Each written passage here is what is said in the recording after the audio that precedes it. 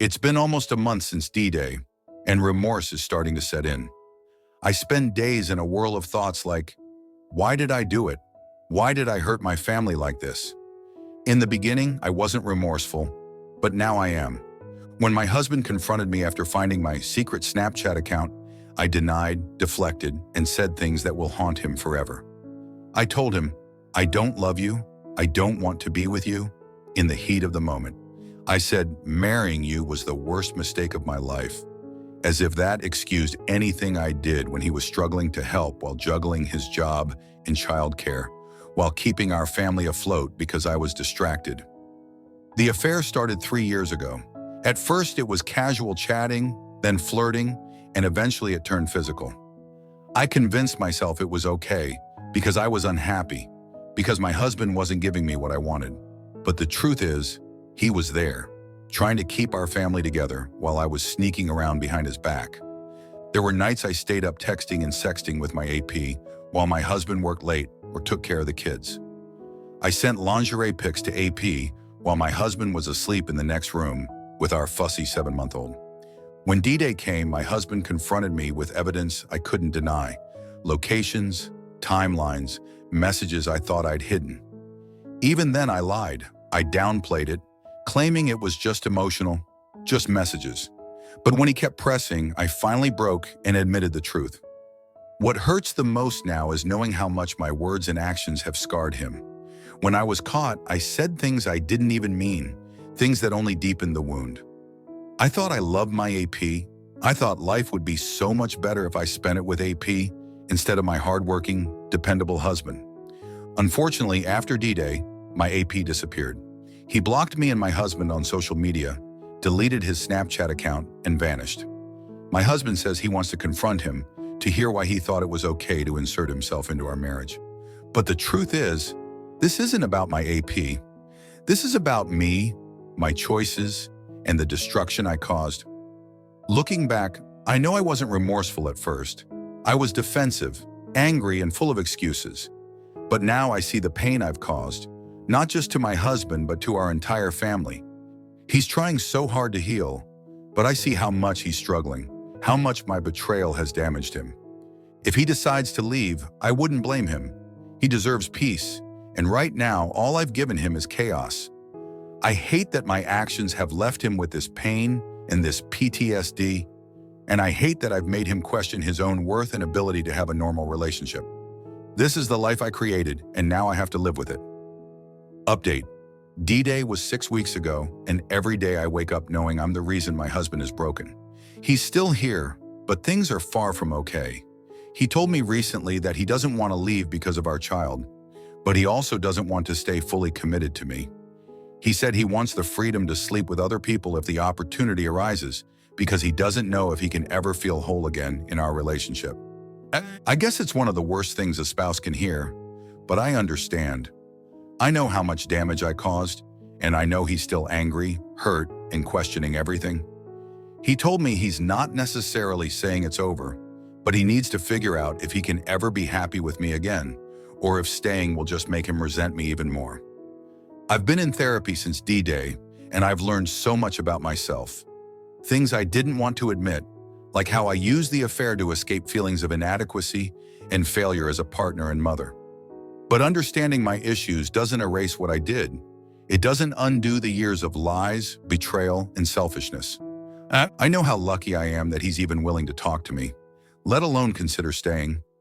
I love him more than anything, and my only goal is to rebuild the trust I destroyed and create a better future for our family. But I know it won't be easy. He's too hurt to commit to reconciliation right now, and I have to accept that. The thought of him being with someone else kills me, but I understand where he's coming from. I put him in this position, and I don't have the right to demand anything from him. He says he just wants to feel desired again, to feel like he has control over his own happiness, and to not feel trapped in the nightmare I created. In the meantime, I'm doing everything I can to show him I'm serious about change. I've cut off all contact with my AP, limited my social interactions to my family, my therapist, and him, and I spend my days working on myself. I journal, read, exercise, and focus on becoming someone I can be proud of. someone he might one day be able to trust again. I know the odds are against us, but I'm not giving up. Even if he decides he can't stay, I want to become a better person for myself and for our child. Right now, I'm just grateful he hasn't walked away completely. If this is part of his process to figure out if he can ever forgive me, I'll endure it. Update 2. It's been about 2 months since D-Day, and my husband has made his final decision. He wants a divorce, and he's requested a paternity test for our child. I've put him through more pain than anyone deserves, and he's told me plainly that he doesn't see a path forward for us. He said he no longer sees me as the person he fell in love with, that the sweet and caring woman he thought he married is gone. And the truth is, he's right. I've spent so much time reflecting on who I was during the affair, and I hate the person I became. Selfish, deceitful, and completely unrecognizable. My husband is moving on in his own way. He's made it clear that I'm no longer a part of his life beyond co-parenting, depending on the paternity test results. He started seeing other people, but he's told me that he struggles to feel much for them. He's haunted by what I did, and he's still working through the pain I caused. As for me, I'm still in therapy and continuing the work I started months ago. I'm sober, exercising daily, and trying to stay consistent with the changes I've made. But the weight of knowing I destroyed my family and hurt someone who gave me everything is unbearable some days. The paternity test feels like a rope tightening around my neck. I know the child is his, and I don't understand why he feels the need to confirm it. Does the parentage matter? I think what hurts the most is seeing how my betrayal has changed him. He was always such a kind, open-hearted person, and now he's guarded and angry. He's told me he fluctuates between sadness, emptiness, and hatred when he thinks about me. And I can't blame him. I've left scars on him that may never heal. For now, I'm focusing on continuing to work on myself.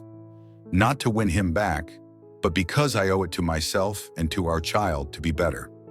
I've told him I respect his decision and that I'll honor whatever boundaries he needs to move forward. As hard as it is, I've accepted that the only thing I can do now is let go. I don't know how long it will take for either of us to heal. I don't know if I'll ever be able to forgive myself completely or if he'll ever stop feeling the pain of what I did. All I know is that I'll keep doing the work, no matter how hard it is, because it's the only way to make sure I never become that person again. If there's one thing I've learned, it's that love isn't enough. It takes honesty, communication, and respect to build a strong relationship. And I failed in every one of those areas. I'll carry that lesson with me forever, even as I try to leave this chapter behind. Final update. It's been about 60 days since D-Day, and things continue to unravel, though some clarity has come. The paternity test results came back, and my husband is the father of our child. I'm relieved, but it hasn't changed much. He's still adamant about wanting a divorce. I know he's working with a lawyer, and I dread every day that I'd find divorce papers on the table. He told me he can't see a way forward for us. He doesn't believe I've been completely honest. He thinks the affair didn't truly end on D-Day, even though I cut off all contact with my AP. There's literally no way for me to contact AP even if I wanted to, since he's vanished off the face of Earth. He believes that there's still some part of me that's tied to what I did, that I haven't fully let go of the lies and secrecy. And maybe he's right. I've tried to reassure him, to show him I'm serious about the changes I've made, staying in therapy, continuing to work on myself, and focusing on our child. But he's still distant. He told me he doesn't trust me and likely never will again. I can see the toll this has taken on him, how guarded and hurt he is. What makes it harder is how much I'm struggling myself. I gave birth only a year ago and had to return to work far sooner than I was ready for. I feel physically and emotionally drained, trying to balance being a mom, working, and dealing with the fallout of my mistakes. My husband hasn't offered much support. He's made it clear he's here for our child, but anything beyond that is strictly transactional. I've been reading and researching how to improve myself, but it's hard to know where to even start. The books and advice all say, work on yourself, but I feel so overwhelmed. There's so much I need to change. My communication, my coping mechanisms, my ability to address conflict without avoidance, and it feels like a mountain I don't know how to climb. The hardest part is knowing he doesn't believe in me. I've been working so hard to prove I can change, but he's still so convinced I'm hiding something or that my efforts aren't genuine. He told me that even if he sees the changes, it doesn't matter because the damage is already done. I've asked him what boundaries we can set to protect each other during this process, but he's mostly uninterested in discussing anything beyond our co-parenting arrangement. He keeps his distance emotionally and is pushing for his lawyer to speed up the divorce. It's devastating to see how far apart we've grown, how little hope there seems to be for reconciliation. I know I'm to blame for this, and I know I need to keep working on myself for my own sake and for our child, but it's hard to stay motivated when the person you love most has already given up on you.